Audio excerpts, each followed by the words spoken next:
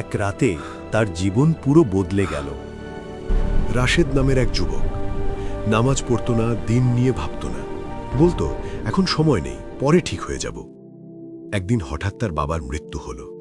জানাজায় দাঁড়িয়ে সে প্রথমবার ভাবল, আমার মৃত্যু হলে কি হবে।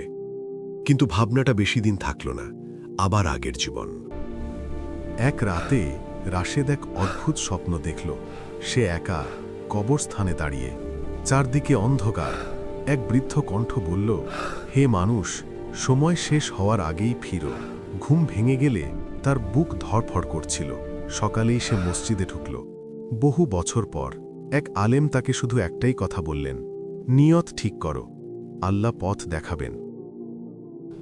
রাশেদ নামাজে ফিরল, কিন্তু তার জিহ্বা বদলায়নি। রাগ, কটু কথা, মানুষকে ছোট করা সবই ছিল। একদিন সে হাদিস শুনল, মানুষ জিহ্বার কারণে জান্নাত বা জাহান্নামে যায়। সেদিন সে চুপ করে গেল, কথা বলার আগে ভাবতে শিখল। ধীরে ধীরে মানুষ বদলাতে লাগল। হঠাৎ রাশেদের চাকরি চলে গেল। টাকা নেই, সম্মান নেই। মানুষ বলল, এটাই কি দিনে ফেরার ফল? কিন্তু সে রাতে কাঁদতে কাঁদতে বলল, হে আল্লাহ, তুমি ছাড়া আমার কেউ নেই। দিনের পর দিন দোয়া করল, ভেঙে পড়েনি।